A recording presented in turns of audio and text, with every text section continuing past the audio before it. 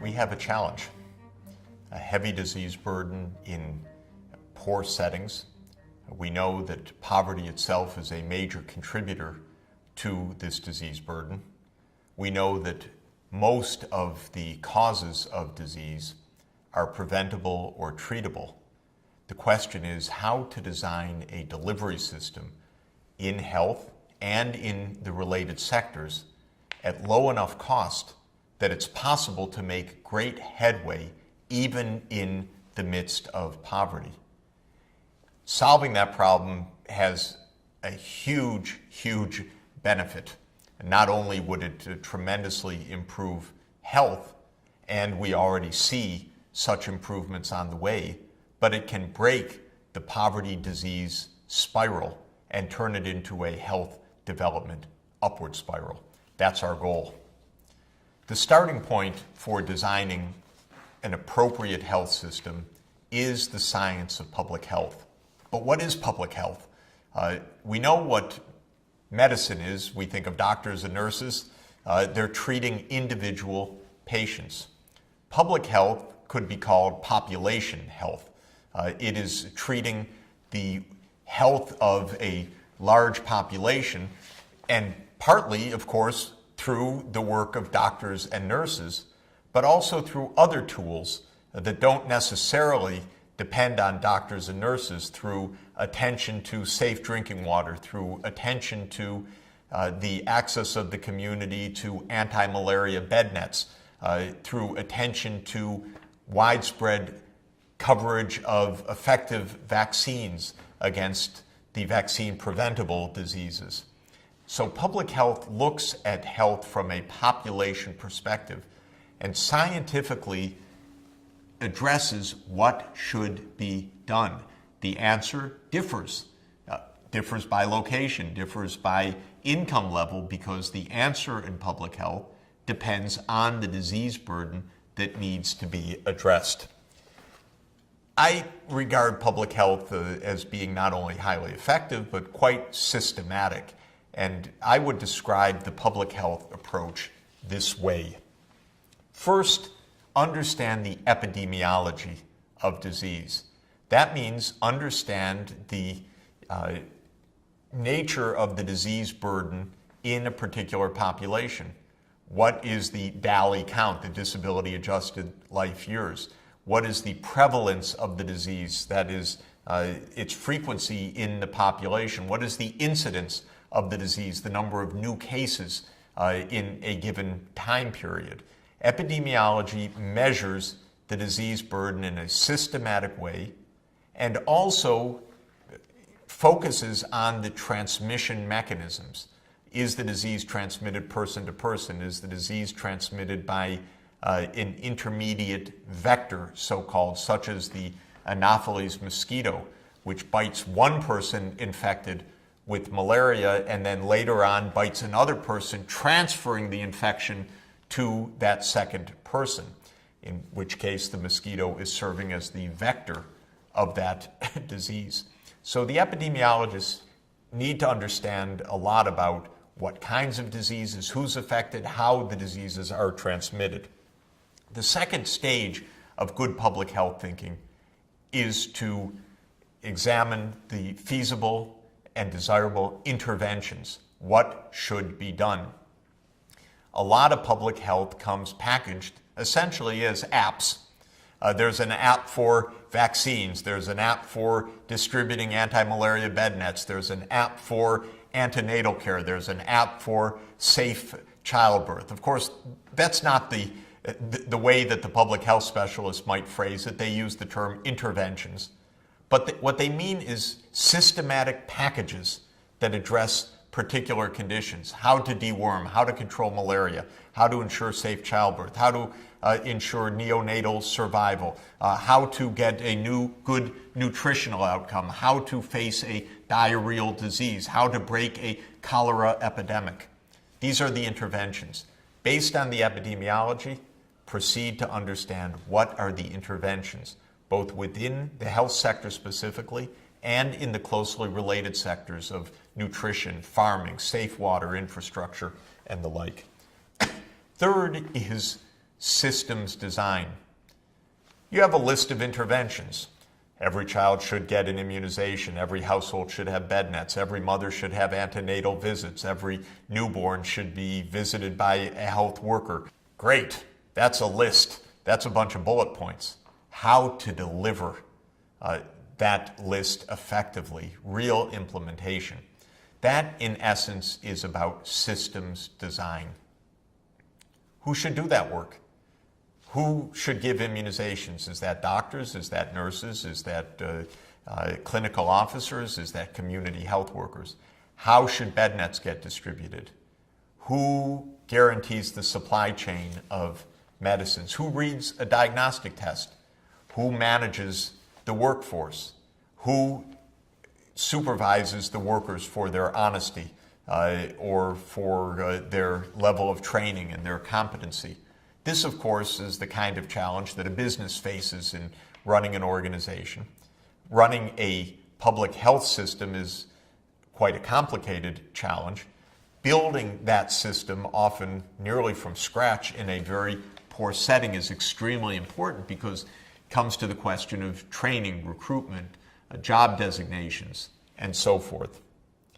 Now, part of that system then has to be translated into actual management and implementation. There are many things to do, especially when you're starting in a very poor community and you're building up a health system. You have to invest, build an operating theater for emergency obstetrical care, build an examination room, build a new clinic, build a new bore well for safe drinking water. You have to train a labor force, typically in a poor setting, a place where healthcare has been underinvested for years, decades, or forever. There's a tremendous amount of training to be done. Of course, there is community empowerment. The health system, by its very core, involves the individuals in the community. They have to seek healthcare. They have to be connected with the health facilities. If they're health workers, they have to trust the health workers into their homes, for example, or have the confidence to call the health workers. So community involvement and community empowerment is essential. Oversight, like in any business or any organization. How do you make sure the work is actually getting done, that the funds are being used properly and not being embezzled, that the disease burden is as it was thought, not some completely different and unexpected mode of disease transmission. And a good system has not only monitoring, but evaluation. Assessments. How are we doing? Why did mothers die last month in childbirth in this district? What went wrong? Were those deaths preventable? Is the doctor competent? Is the ambulance broken down? Is the power not actually available in the emergency room? And so forth. So this is the systems design that is absolutely crucial for practical success. Then comes financing. It's not surprising that money looms large in this issue. We're talking about poverty. We're talking about places where the absence of money plays a pervasive role in the presence of disease burden. And the question is, even if a health system is designed with high efficiency, very smart epidemiology, very cost-effective interventions, can a poor community afford this? If not, where can the incremental funds come to make this happen? Let me discuss just a few of these aspects and hope that some of you will go on to great careers in public health. I emphasize it again because I think it's such a wondrous profession that actually saves lives, delivers results, has the systematic and science-based approach that is so useful. Some of the interventions that are feasible based on the local epidemiology include malaria, a disease that is a killer. It is a pathogen, a single-celled organism called Plasmodium, which is transmitted from individual to individual by a mosquito that, as I mentioned, bites an infected individual. In a subsequent bite about 2 weeks later, infects a second individual unless there's protection.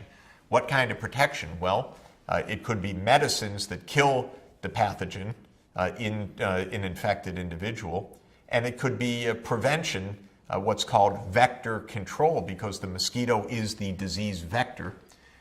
Vector control could be something like putting larvicide to kill the larvae of the mosquitoes before they hatch and can transmit the disease, or it can be bed nets that block the mosquito from biting, or if the mosquito sits on one of these bed nets and takes up the insecticide, kills the mosquito before it can become infective and transmit the disease to somebody else. Vaccine preventable diseases like measles, which otherwise claim huge numbers of lives.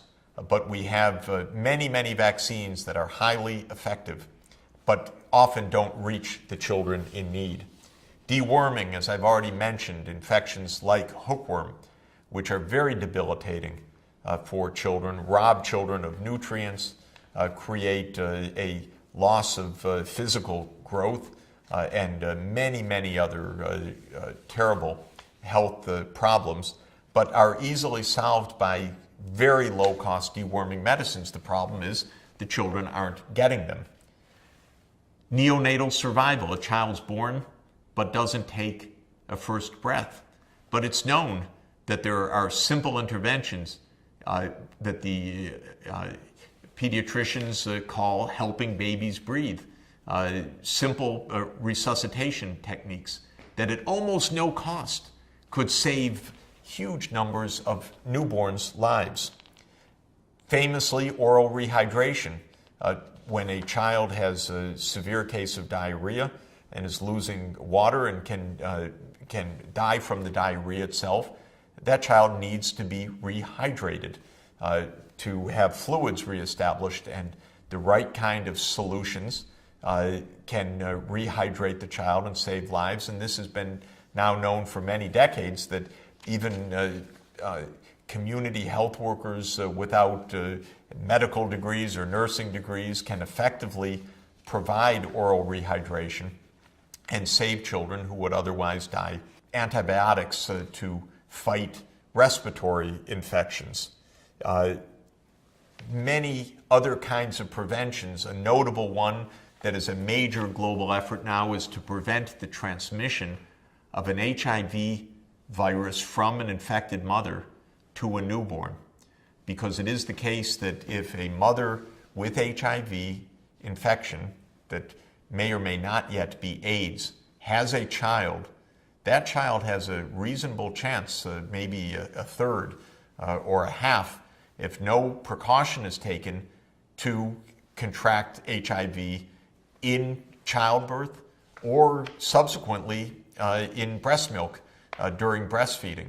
And so there are now protocols to put the mother onto antiretroviral medicines, dramatically reducing the viral load of the HIV in the mother and dramatically reducing the chance that the virus thereby is transmitted from the mother to the child in childbirth or breastfeeding. These are all examples of how good epidemiology can be connected with a good set of interventions. And the results can be very striking and hugely positive. Look at a picture, rather unpleasant, but I think important for us to get a reality check of this very cute little girl with the kind of distended belly you would see in many villages in many parts of the world.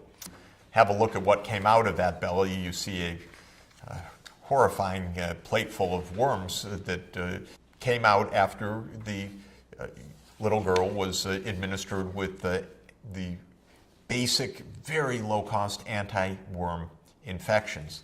And as a result of her deworming, she and little children like her have a growth spurt afterwards because those worms have been taking away her nutrients, her absolutely valuable nutrients necessary for her brain development and her body development. They've been taking them for the worm's growth, which is obviously the opposite of what we want.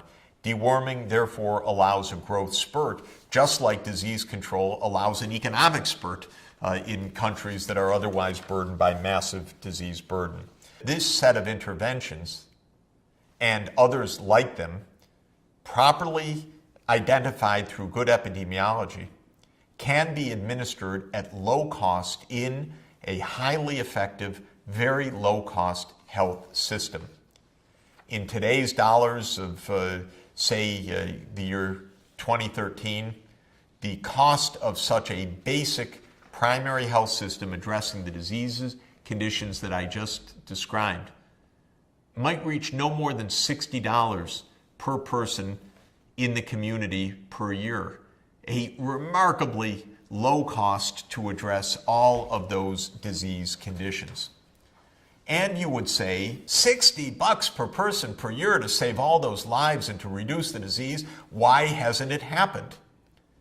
And the irony is, and this is the really basic point, I sometimes call it the iron law of poverty, even $60 is too much for a government in a very poor country.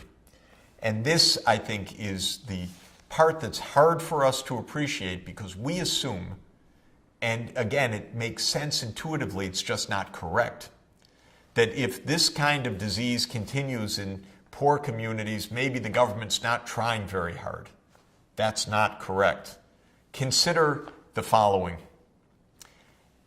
A country, say, is at $400 per capita, not in purchasing power, but at current market exchange rates. That's the kind of pricing that I'm using for this $60 example. Now, a country at $400 per capita, a country like Malawi, might collect 20% of its national income in taxes. Probably wouldn't be able to manage more than that, because a lot of the income isn't even monetary income, it's just the production around the farm household itself. So, as a thought experiment, consider a country at $400 per capita whose tax collection is 20% of the national economy. 20% of $400 is $80 per year. What that means is that the government's revenues out of its domestic revenue collection would be $80 per person per year in the country. What does that $80 per person have to go towards? Well, it has to run the government, the parliament, the courts, the president, the national defense, the police, the roads, the power, the infrastructure, water, sanitation. It has to go for the schools. It has to go for construction, for environmental conservation. And, yes, part of it has to go for the public health system. But think of it, you have $80 in total. You have to allocate it to all of those purposes. And experts that have looked at this repeatedly say that a country really focusing on health, but also on education, infrastructure, courts, decency, rule of law, might be able to stretch and devote 15% of the total budget to the health sector. What's 15% of $80 per capita? Yikes, that's just $12 per capita per year devoted to health. How much health care can you get for just $12 per capita? And keep in mind that in Europe and the United States, the public health budget is $3,000 per person per year, or $4,000 per person per year. The point is the following. For a poor country, even trying hard out of its own revenues, it can't reach the $60 per person per year on its own. This is why development assistance, ODA as we talked about it, official development assistance, is so important for health. And now you can see the complexity of this challenge. On the one hand, we need good epidemiology to describe what should be done. Next, we need to identify effective interventions. Third, we need to identify the kind of system that can bring about those interventions. Fourth, we need to manage and implement such a system. And now I'm saying we have to pay for it. Not a fortune, but an amount that is beyond the means of the poor country itself. The answer, in my view, is official development assistance, carefully, scientifically, professionally targeted towards improving the health of poor people, helping them to build primary health systems. This is what I advocated when I chaired the Commission on Macroeconomics and Health for the World Health Organization, and what I have championed for a dozen years as special advisor to UN Secretary General Kofi Annan first, and now to UN Secretary General Ban Ki-moon, on how we can achieve the Millennium Development Goals. We've taken the targets of reducing child mortality, maternal mortality, and the burdens of infectious diseases. To do the work, we now see scientifically how it can be done. We see even that the budget is very, very small, but too big for the poor countries. That's why I am a strong believer in organizations like the Global Fund to fight AIDS, tuberculosis, and malaria, which I participated in the design and launch now a dozen years ago. We need extra funding to fight those three diseases. That's why I'm a great fan of the Global Alliance for Vaccines and Immunization, Gavi, which provides extra financing for immunization coverage. That's why I've been a great fan of the United States PEPFAR program, the emergency program for AIDS, and the US PMI program, the President's Malaria Initiative, that has given extra income to poor malaria-stricken countries to fight malaria. These kinds of targeted, focused official development aid programs have been hugely effective, very successful, because you know how the money should be used. You can monitor it, you can watch it, you can assess it, you can evaluate it, and the results are very strong.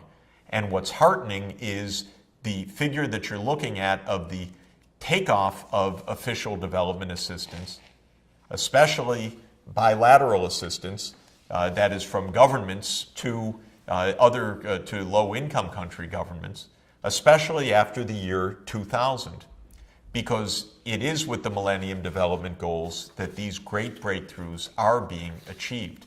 Malaria is coming down. The AIDS burden is coming down. Treatment for tuberculosis is expanding. Under 5 mortality rates have come down considerably. Maternal mortality rates have come down considerably. We're seeing that public health works, but we're not yet at the full system to deliver it, in part because the budget gap remains significant even if it has declined. This has made a big difference, but there still is an important gap that needs to be closed so that we can truly achieve our long-standing and crucial objective of health for all.